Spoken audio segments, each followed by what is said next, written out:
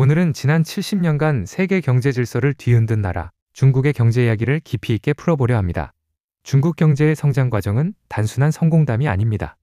수천 년간의 정체, 이념과 제도의 충돌, 개혁과 후퇴, 그리고 현재의 거대한 전환점이 얽혀있는 복합적인 이야기죠. 이 흐름을 제대로 이해하면 중국이라는 나라를 전혀 다르게 보게 될 겁니다. 이야기의 시작은 1949년 이전으로 거슬러 올라갑니다. 수천 년 동안 중국은 철저한 농업 국가였습니다. 황제의 절대 권력이 유지되는 정치 구조 속에서 경제는 소농 경제를 중심으로 굴러갔고 시장 제도는 제대로 자리 잡지 못했습니다. 경제사학자 메디슨의 연구를 보면 서기 0년, 1000년, 1900년을 비교해도 중국의 1인당 구매력은 고작 450에서 540달러 수준에 머물러 있었습니다. 1000년 넘게 거의 변하지 않은 거죠. 그 사이 유럽은 상업과 기술, 제도가 발전하면서 빠르게 성장했지만 중국은 거대한 인구와 땅을 가졌음에도 체제의 틀 안에 갇혀 제자리를 맴돌았습니다. 1949년 중국 공산당이 정권을 잡으면서 새로운 실험이 시작됩니다. 새 정부가 선택한 길은 소련식 계획경제였습니다.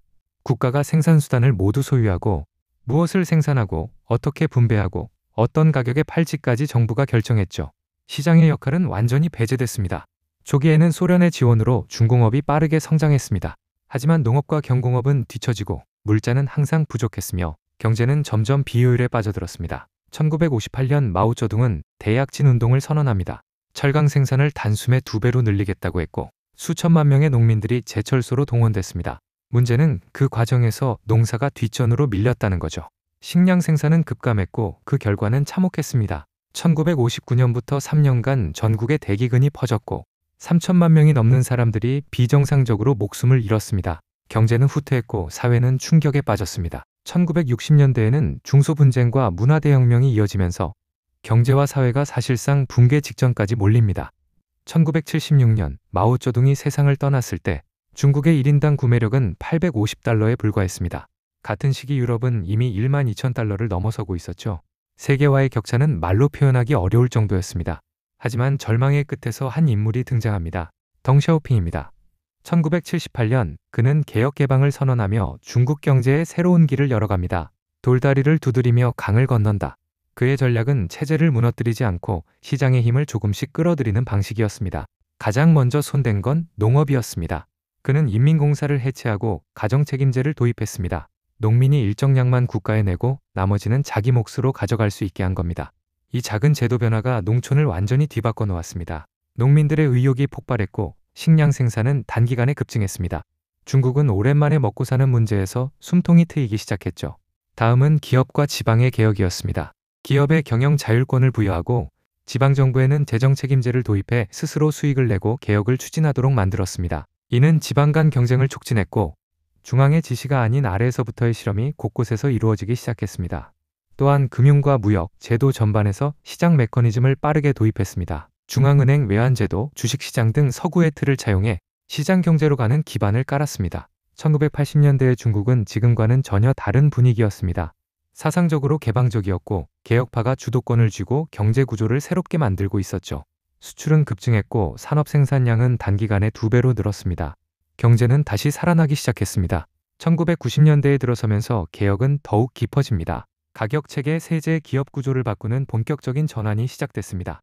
이중가격제를 점차 없애 시장 가격이 주도권을 잡게 하고 1994년에는 분세제를 도입해 중앙재정을 강화했습니다. 1998년에는 주택이 시장에 개방되면서 부동산이 중국 경제의 새로운 성장 엔진이 됩니다.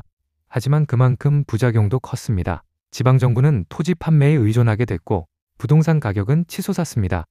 빈부격차는 빠르게 커졌고 강제 철거와 같은 사회적 문제도 이어졌습니다. 국유기업 개혁은 수천만 명의 해고를 불러왔습니다.